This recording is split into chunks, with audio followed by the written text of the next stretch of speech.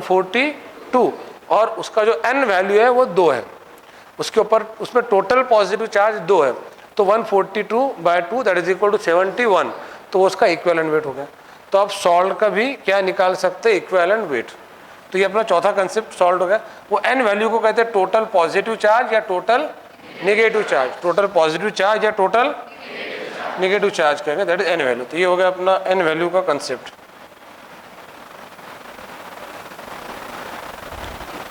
That is n value. तो ये n value जो होता है सॉल्ट के लिए लागू होता है। अगर मैं ऐसा सॉल्ट लूं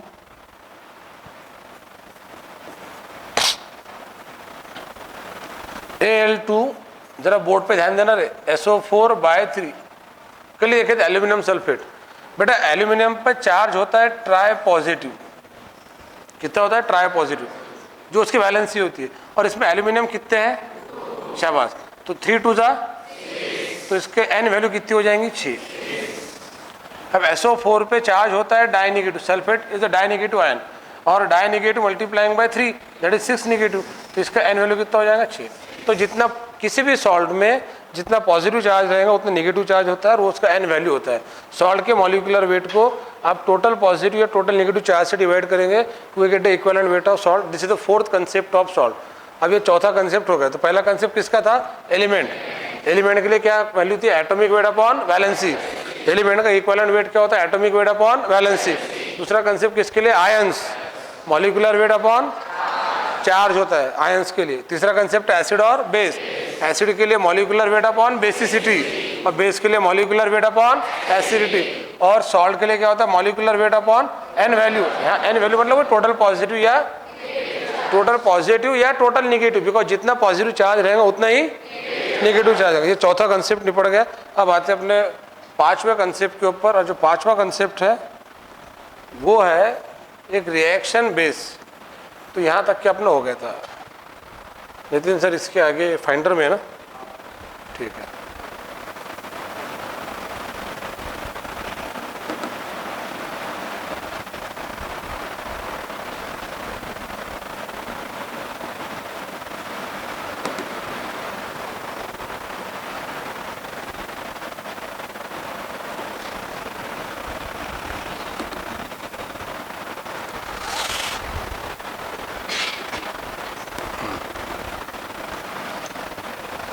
एक पॉइंट बता देता हूँ, NaCl को अगर हम पानी में डालते, सादी भाषा में अपन घर के खाने के नमक को पानी में डाले तो उसको कौन सा वाटर कहते हैं, ब्राइन वाटर। और ये भी अपने P ब्लॉक एलिमेंट का, S ब्लॉक एलिमेंट का पॉइंट है, that is called brine water. ये S ब्लॉक में भी पॉइंट दिया हुआ है, P ब्लॉक में भी पॉइंट दिया हुआ है। और इस पर क्वेश्चन पता है क्या आता, ब्राइन वाटर क्या होता है, तो होता है aqueous solution of NaCl। Aqueous का मतलब होता है पानी में डाल के तैयार किया गया सोल्यूशन। अब जैसा कुछ लोग अल्कोहल में डाल के भी तैयार करते हैं, जिनको हम बेवड़े कहते हैं, तो वो नहीं है। Alcoholic solution, aqueous solution, ethereal solution, ammoniacal solution, ऐसे ऑप्शन दिए रहेंगे। तो aqueous solution of NaCl is called as brine water. ये पूछते पेपर में, मतलब ब्राइन वाटर इज व्हाट, तो it is nothing but the aqueous solution, पानी में डाल के तैयार किया गया सोल्यूशन है। 21/4 ये अपना अगला कंसेप्ट रिएक्शन बेस है। चलो ये मैं क्लियर कर देता हूँ। देखो रिएक्शन बेस जो कंसेप्ट है,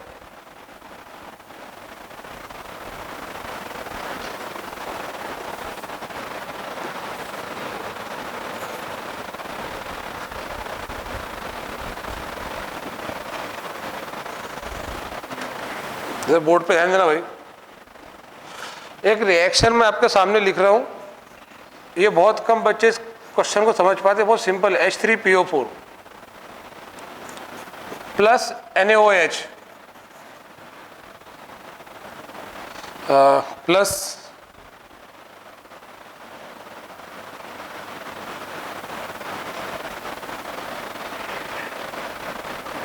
NaOH, it give NaH2PO4। तो देखो हमने क्या करे, 3 में से एक हाइड्रोजन निकाले। अब मैं बड़ा कठिन प्रश्न पूछने जा रहा हूँ, 3 में से 1 गया तो कितने बचे? शाबाश, वेरी गुड। बहुत दिनों बाद कठिन प्रश्न पूछा ये। तो 3 में से 1 हाइड्रोजन निकाले तो बचे 2। इतना सिंपल है, मतलब एक गधे को समझ में आता, आप तो इंसान है। अब बचा एक जो निकाले हुआ हाइड्रोजन है और यहाँ का OH, तो H और OH मिलकर क्या बनेगा? H2O। तो by product will be H2। अब ये आपको रिएक्शन दी हुई, क्वेश्चन ये है दिस रिएक्शन इज गिवन, ये रिएक्शन दी रहेंगी और आपको क्वेश्चन आएगा the molecular weight of phosphoric acid. अब यहाँ पे आपके दिमाग में 2 चीज़ें आएंगी, जैसे ऑक्जेलिक एसिड के बारे में आता। ऑक्जेलिक एसिड का जो मॉलिक्यूलर वेट है वो 126 भी है और 90 भी है। ये डिपेंड करता है ऑक्जेलिक एसिड कौन सा पूछा गया। अगर आपको ऑक्जेलिक एसिड बोला जाए तो 126, या क्रिस्टलाइन ऑक्जेलिक एसिड बोला जाए तो 126, बट आपको अनहाइड्रस ऑक्जेलिक एसिड बोला जाए तो इट इज 90, बिकॉज अनहाइड्रस का मतलब होता है विदाउट वाटर। तो ये NaH2PO4, तो NaH2PO4 में हमने ये सॉल्ट बना लिए। अब H3PO4 में हाइड्रोजन 3 है और वो तीनों भी मतलब फ्री H पॉजिटिव आयन के फॉर्म में होते हैं, बट यहाँ पे अपन NaOH की मात्रा एक ही लिए, एक NaOH लिए, तो यहाँ का एक हाइड्रोजन और ये एक OH मिलके एक H2O बनेगा और ये सॉल्ट बन गया। तो according to this reaction H3PO4 में भले ही फ्री H पॉजिटिव आयन देने की कैपेसिटी 3 हो, बट उसने यहाँ पे एक ही दिया, बिकॉज एसिड कितने दे रहा ये देखा जाएगा, बेस कितना लिए अपन ने, और फिर इक्वल प्रोपोर्शन में रिएक्शन हुई। यहाँ पे H3PO4 के लिए N वैल्यू कितनी रहेंगी? 1। हालांकि उसके पास में 3 हाइड्रोजन, तीनों भी फ्री H पॉजिटिव आयन के फॉर्म में अवेलेबल है, बट वो बेस अपन एक ही लिए ना। तो यहाँ पे H3PO4 का जो इक्विवेलेंट वेट आएगा वो रहेगा मॉलिक्यूलर वेट अपॉन 1, यानी 98/1, यानी कि 98। अगर मैं यहाँ पे NaOH को 2 कर देता तो फिर यहाँ के 2 OH और यहाँ के 2 हाइड्रोजन, फिर बचा एक हाइड्रोजन, तो जो सॉल्ट बनेगा ना वो बनेगा Na2HPO4, और एट दैट टाइम वहाँ पे N वैल्यू कितनी आ जाएंगी? N वैल्यू आ जाएंगी 2। अब मैं यहाँ पे NaOH को 3 कर देता, NaOH को 3 कर दिया अपन ने, तो ये 3 OH और यहाँ के तीनों H, that is size H2O, फिर ये 3 NaOH में के 3 Na मतलब Na3PO4, तो Na3PO4 सॉल्ट बन जाएगा और वहाँ पे N वैल्यू कितनी आ जाएंगी? 3। तो H3PO4 का अगर रिएक्शन दी हुई नहीं रहती अपनों को, ठीक है, if reaction is not given, तो molecular weight upon 3, because the actual basicity of H3, अरे कल बताया ना H3PO4 के बारे में, अगर रिएक्शन दी हुई ना हो तो molecular basicity of H3PO4 is equal to 3, but अगर आपको H3PO4 की रिएक्शन दी हुई है तो आपको रिएक्शन के हिसाब से उसकी बेसिसिटी लेना पड़ेगी, और वो रिएक्शन देख के समझ में आ जाता है। और बहुत सिंपल है, ये देखना H3PO4 में हाइड्रोजन कितने? 3 है, उधर हाइड्रोजन कितने? 2 है, मतलब गया कितना? 1, तो जो गया वो फ्री H पॉजिटिव आयन के फॉर्म में गया, that is equal to N। अरे समझ में आ रहा है ये? तो रिएक्शन बेस इक्विवेलेंट वेट जो है वो एसिड बेस से ही रिलेटेड है। तो इक्विवेलेंट वेट के टोटल कितने कंसेप्ट हो गए? 5। पहला एलिमेंट्स, दूसरा आयंस, तीसरा एसिड बेस, चौथा सॉल्ट, और 5वां रिएक्शन। मतलब as per the given reaction of acid और base we have to find the equivalent weight of acid और बेस। तो 5वां कंसेप्ट था, यहाँ पर ये अपना कंसेप्ट हो गया। अब बेसिक पॉइंट ऑफ व्यू, बहुत इंपॉर्टेंट पॉइंट में डिस्कस करने जा रहा हूँ आपसे, बोर्ड पे ध्यान देना। ये कुछ चीज़ें मैंने बच्चों को बेसिक के अंदर बताया था कि जो CCl4 होता है ना, इसको हम CH4, तो मीथेन है, इसी को मार्श गैस के नाम से कहते हैं। ये अपने NCERT बुक में दिया हुआ है, कहीं ना कहीं मिलेंगे आपको पढ़ने के लिए, तब और अपन देख लेंगे इनऑर्गेनिक केमिस्ट्री में। इसी को फायर डैम्प कहते हैं, है ना। तो मेन मार्श गैस है, उसके बाद में CCl4 जो कार्बन टेट्राक्लोराइड, इसको पायरीन के नाम से जाना जाता है। बहुत फेमस क्वेश्चन है, पायरीन मतलब कार्बन टेट्राक्लोराइड। तो ये चीज़ों को कंसेप्ट नहीं लगता, सिर्फ नॉलेज, मतलब सिर्फ आपको पढ़ना होता है, ध्यान में रखना होता है। This compound is also called as fire extinguisher, अग्निशामक, आग बुझाने के लिए इसको इस्तेमाल करते हैं, फायर एक्सटिंग्विशर CCl4। तो CCl4 यानी कि कार्बन टेट्राक्लोराइड, यानी कि पायरीन, यानी कि फायर एक्सटिंग्विशर। ये सारी चीज़ें ना आपको ऐसे रीडिंग के थ्रू मतलब इसको लर्न करना है, इसको रट्टा मारते नहीं बैठना है, बार बार रिपीट होगा, अपने आप लर्न हो जाएगा। अब सही मान लो नीट में कहना क्वेश्चन आ गया द फार्मूला ऑफ पायरीन, है ना, ये कम से कम 10 बार और होगा।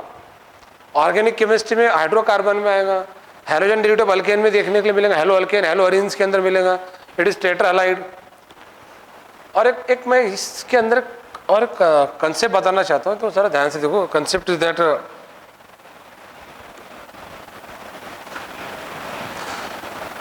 ये CH4 में और CCl4 में क्या डिफरेंस है, मतलब क्या लगता है अगर CH4 से हमको CCl4 बनाना है तो क्या हुआ होगा? बहुत सिंपल क्वेश्चन, चारों हाइड्रोजन निकाल के। अब अगला क्वेश्चन, क्या मीथेन अल्केन है? अरे है ना मीथेन। अबे अल्केन खानदान का पहला चिराग है ना, मीथेन है ये। क्या मीथेन में 4 हाइड्रोजन है? देखो मैं कितने जबरदस्त क्वेश्चन पूछ रहा आपको। क्या हमने चारों हाइड्रोजन को निकाल के उसकी जगह पे 4 हाइड्रोजन लगाए? इसको कहते हैं डिराइव्ड कंपाउंड तैयार, मतलब डेरिवेटिव बनाया अपन ने, मैंने प्रोडक्ट बनाया। अगर हम अल्केन के सभी हाइड्रोजन निकाल लेते हैं और उसके जगह पे हाइड्रोजन लगाते हैं, इस तरह से जो नया कंपाउंड बनेगा, म्हणजे अशा पद्धतीने जो नवीन कंपाउंड बनेल त्या कंपाउंडला एक स्पेशल नेम दिल्या जाते। Anybody from the class? Hello alkane तो है नो, हेलो अल्केन यानी कि अल्केन का derivative. The particular name of that compound is, उसको कहते हैं पर हेलो कंपाउंड। पर हेलो तो CCl4 पर हेलो कंपाउंड है। हाँ, अगर मैं इसमें से 3 हाइड्रोजन निकाल लूं और 3 क्लोरीन डालूं तो CHCl3 बनेगा, इसको क्लोरोफॉर्म कहते हैं। और मेरे ख्याल से शायद ही कोई ऐसा स्टूडेंट होगा 12th स्टैंडर्ड का कि जिसको 1 साल के बाद भी ये पता नहीं कि इसको क्लोरोफॉर्म कहते हैं। नहीं पता तो मैं बता रहा हूँ, इसको क्लोरोफॉर्म कहते हैं, है ना। इसको अपन एनेस्थेसिया के लिए यूज़ करते हैं, बेहोश करने के लिए, है ना। वो दिखाते ना फिल्मों के अंदर, थोड़ा रुमाल पे डाल देते और फिर लगाते मुंह को और फिर किडनैप और फिर 5 crore. That is chloroform, that is वो ये होता है क्लोरोफॉर्म। इसको हम कहते हैं टेम्पररी अनकॉन्शियसनेस के लिए यूज़ किया था। क्या क्लोरोफॉर्म पर हेलो कंपाउंड है? अरे पर हेलो कंपाउंड तभी बनता है when all hydrogen atom of alkane are replaced by halogen atom. जब सभी हाइड्रोजन निकल के हैलोजन आएंगे, दैट इज पर हेलो। तो ये पर हेलो कंपाउंड, ये पर हेलो कंपाउंड। तो वो जो word that is called perhalo compound, इसलिए बता रहा है कि इस पे क्वेश्चन आता है ऑर्गेनिक केमिस्ट्री के अंदर, तो आपको पर हेलो पता होना चाहिए। अगले एक और सिंपल एग्जांपल देख लेंगे, दैट इज C2H6। क्या ये मीथेन का बड़ा भाई इथेन है? इथेन में हाइड्रोजन 6, और हम 6 के 6 हाइड्रोजन निकाल के उसकी जगह 6 क्लोरीन लगाएंगे तो C2Cl6। इसको कहते हैं hexachloroethane. It is also called as artificial camphor. Artificial, एक होता है नेचुरल कैम्फर, कैम्फर मतलब कापूर, और कैम्फर C2Cl6। नेचुरल कैम्फर का फॉर्मूला किसको पता है? नेचुरल कैम्फर, कोई बात नहीं, आराम से होता है, गलत भी पता है तो चलता, कोई दिक्कत नहीं। नेचुरल कैम्फर का ये भी पूछते हैं, सिलेबस के पॉइंट है। मैं ना आपको ऐसे चलते चलते पॉइंट इसलिए बता रहा कि काम की चीजें रिलेटेड टू आ रहा। एक मेरा क्वेश्चन ये था, क्या C2Cl6, क्या C2Cl6 पर हेलो कंपाउंड है? तो पर hello compound means it is nothing but halogen derivatives of alkane. ये अल्केन के ही हैलोजन डेरिवेटिव्स है, मतलब अल्केन से तैयार किए गए प्रोडक्ट। और कैसे? Hydrogen atom replace by halogen atom. When all hydrogen atom are replace by halogen atom, then the new compound so form are called perhalo compound. CCl4 perhalo compound है, जिसका pyrene एक special name है। उसका use fire extinguisher के तौर पे होता है। C2Cl6 को आर्टिफिशियल कैम्फर कहते हैं, और नेचुरल कैम्फर होता है C10H16O। It is natural camphor, ये भी अपने सिलेबस में अगर बहुत इंपॉर्टेंट पॉइंट है। Natural camphor solution colligative property आपका हुआ है ना बेटा, इधर ध्यान दो। तो उसके अंदर एक पॉइंट है कि कैम्फर का क्रायोस्कोपिक कांस्टेंट सबसे ज़्यादा है, पर ये पॉइंट अभी मैं डिस्कस नहीं करूँगा क्योंकि अब इसमें के बहुत सारे बच्चों का सोल्यूशन कोलिगेटिव प्रॉपर्टी बाकी है। तो solution colligative property 12th standard का चैप्टर है, उसमें ये कैम्फर से रिलेटेड बहुत ज़बरदस्त पॉइंट आता है। इसकी KF वैल्यू पूछी जाती है और उसका यूज़ कहाँ होता है, तो molecular weight determination of compound में जो अलग अलग मेथड होती है वहाँ पे कैम्फर का यूज़ होता है because of its high cryoscopic constant means KF value. और मुझे पता है ये आपको बिल्कुल नहीं समझाऊंगा क्योंकि मैंने आपको समझाया नहीं, ये बताया मैंने आपको, पर कैम्फर का तो फार्मूला पता होना चाहिए, C10H16O, this is natural camphor and this is artificial camphor. चलो ठीक है, अपना ये पॉइंट नहीं था, अभी अपना पॉइंट जो मैं बताने जा रहा हूँ जरा बोर्ड पे ध्यान देना। देखो बच्चों की एक बहुत बड़ी समस्या है कि उनको फार्मूले याद नहीं रहते।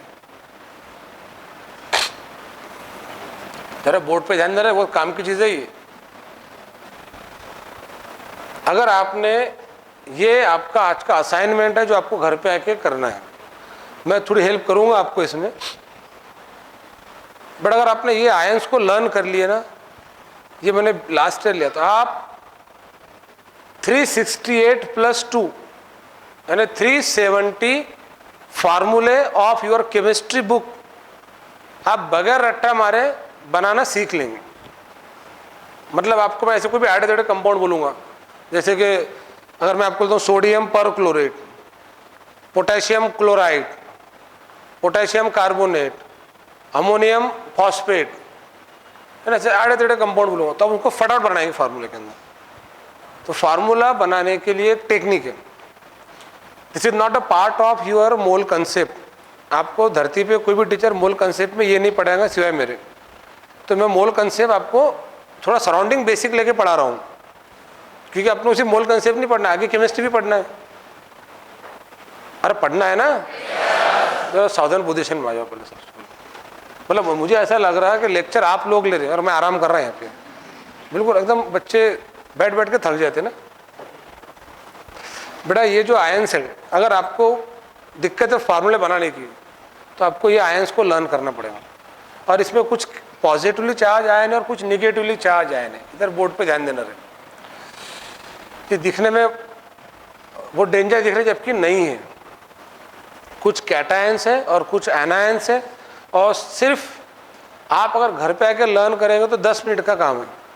घर पे आके आपने ये जो नोट्स मिलेंगे आपको PDF, इस पर के जो आयंस हैं इनको रजिस्टर में एक एक करके लिखना, और एक एक आयंस को भाई 2-2 3-3 बार रफ ट्राई करना लिख के। अब कैसा, बोर्ड पे ध्यान दो।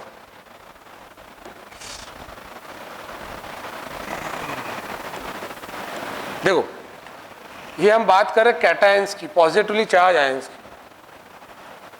अब लिथियम, इसमें एक और फायदा हो जाएगा कि आपको उसकी वैलेंसी भी ध्यान में रहेंगी। फिर लिथियम जो होता है वो Li मोनो पॉजिटिव होता है, सोडियम जो होता है वो Na मोनो पॉजिटिव होता है, पोटेशियम जो होता है K मोनो पॉजिटिव होता है, बाद में रुबिडियम। ये तो ये यहाँ तक के तो जो एलिमेंट है ना, ये lithium, sodium, potassium, rubidium, caesium, तो ये पीरियोडिक टेबल का पहला कॉलम है। वो लीना की रब से फरियाद, फ्रांसियम भी होता है इसमें, बट रेडियो एक्टिव एलिमेंट वो नहीं लिया अपन ने। वो जो मैंने बोला ना, लीना की रब से फरियाद, वो एलिमेंट को लर्न करने के लिए तरीका है ना। अभी lithium, sodium, potassium, rubidium, caesium, तो आपको अगर मैं सीजियम बोलूँ तो क्लिक होना चाहिए सीजियम का सिंबल CS, इट इज मोनोपॉजिटिव। थोड़ा सा भारी जाएगा क्योंकि आपको एलिमेंट्स याद नहीं है। फिर beryllium, magnesium, calcium, barium, strontium, ये पीरियोडिक टेबल का दूसरा कॉलम है। उसके बाद तो फिर क्या है, एल्यूमिनियम है, अमोनियम को NH4 मोनो पॉजिटिव कहते हैं। हाँ, ये थोड़ा सा एक लोचाला काम है। कॉपर की 2 ऑक्सीडेशन स्टेट है, कॉपर की मोनो पॉजिटिव और कॉपर की डाई पॉजिटिव। तो मोनो पॉजिटिव को क्यूप्रस कहते हैं और डाई पॉजिटिव को क्यूप्रिक कहते हैं। फिर आयरन की मोनो पॉजिटिव, आयरन की भी डाई पॉजिटिव फेरस, फेरिक। ये बहुत काम की चीज है, इलेक्ट्रोकेमिस्ट्री में काम में आएगा। Cuprous, cupric, ferrous, ferric, cuprous, cupric, ferrous, cuprous, cupric, ferrous, ये थोड़े से स्पेशल आयंस हैं। उसके बाद में फिर निगेटिवली चार्ज आयन शुरू होते हैं, खत्म पॉजिटिवली चार्ज आयन। तो lithium, sodium, potassium, rubidium, caesium all are mono positive. Symbol आपको नाम से समझ में आ जाता। अब रुबिडियम का सिंबल क्या होगा, RB मोनो पॉजिटिव। बेटा बालक इधर इधर ध्यान दो यार, मुझे लगता है ना ये AC बंद करना चाहिए अपन, साला AC में पुट्टे सोते रहते। फिर क्या चाचा तू बेटा बैठे बैठे तो क्या पढ़ रहा, नींद में पढ़ रहा। फिर फिर ऐसा क्या है, आपको सोते हुए देख के मुझे भी नींद आती फिर।